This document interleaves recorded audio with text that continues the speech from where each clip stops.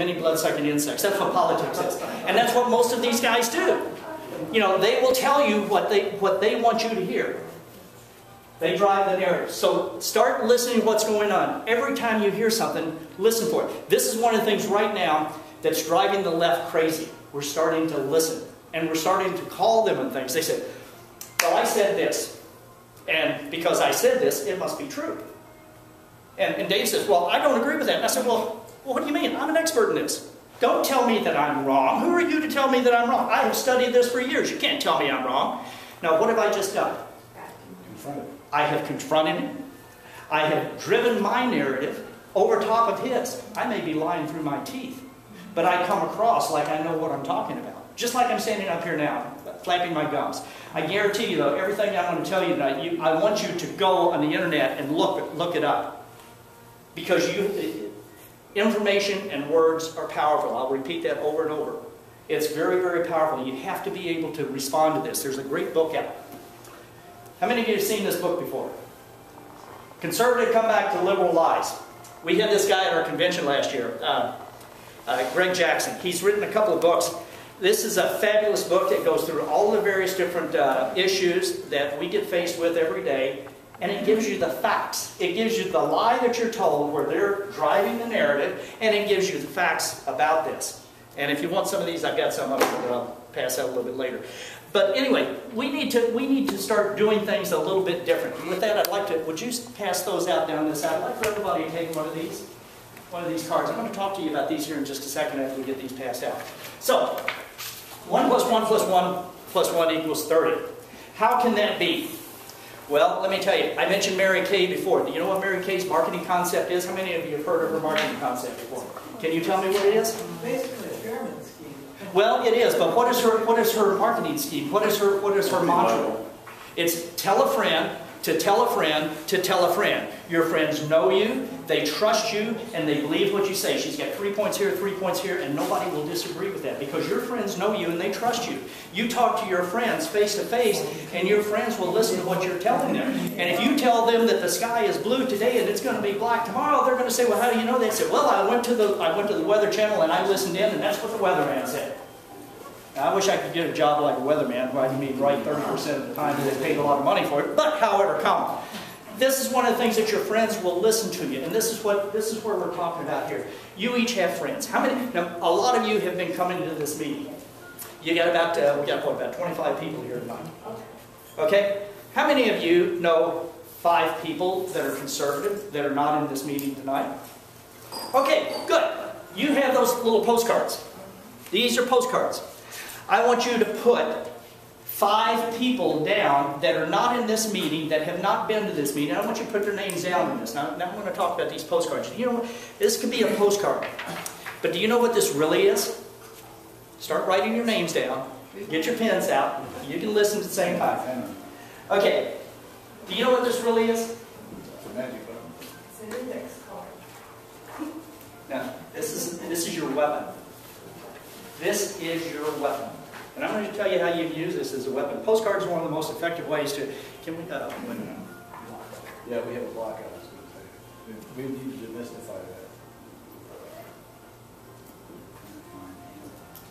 that. So this is one of the things that they do. We talked about the Mary Kay. This is one of the things about politicians. They're looking for 2 things from you. They're looking for your money and they're looking for your votes. And they both equate to the same thing. You get money to put the message out, the word, as it were, to put your pamphlets, your radio ads, if you can afford it, your TV ads and stuff like that. And they're not cheap. They come with a fairly high price. So the 2 of them go together. And when you're in the political arena, one of the things they talk about is the cost per vote. And this is typical of any campaign. So that's important. We talked about Mary Kay. Now these postcards.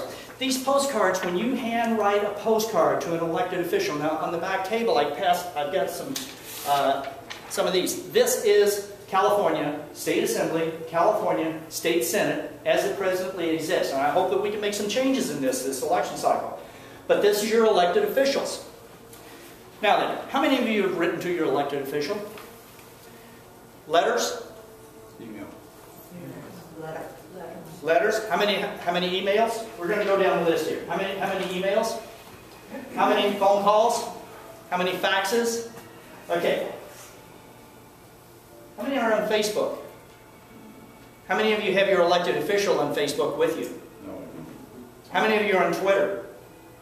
Okay, these are important things. Get on Twitter, get on Facebook. If you don't know how, get a 14-year-old to show you. It's real easy. Even a caveman can do it, except for this stuff, and I had to get my grandson to show me how. But anyway, what I have here is the letter of the process of the way that they look at these. You take a postcard and you handwrite on there to your elected official an issue that you're concerned with.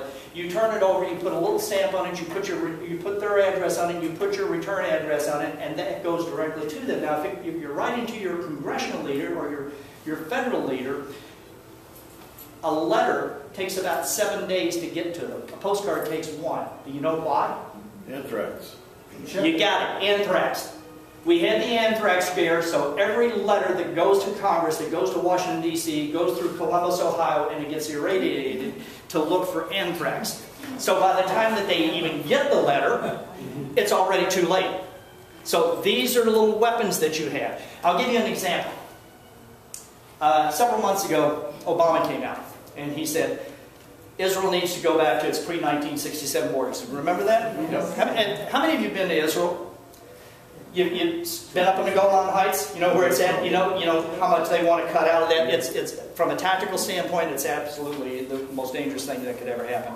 But he wants to go back to the pre-1967 borders. And he's telling Israel that. It's their country.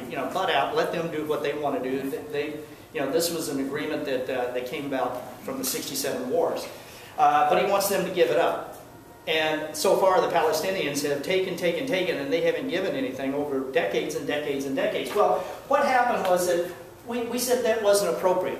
So we being a bunch of, I belong to another group that we started out of Proposition 8. It's called Salt and Light Council. And what we do is we put citizenship ministries into the churches.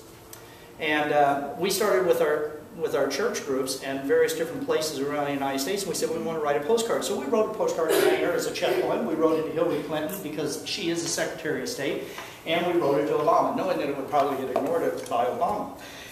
Interesting thing happened. My pastor, Leo Giovannetti at Mission Valley Christian Fellowship, he was asked to go do Hank Hanafran's Bible Answer Man show. And he fills in there every now and then. Nationwide, it's covered in about 800 stations across the United States, and it's covered in about 120 countries. They asked him to fill in for a couple of days. He said, well, I can do that, but what he wants me to do with these postcards? They said, go right ahead.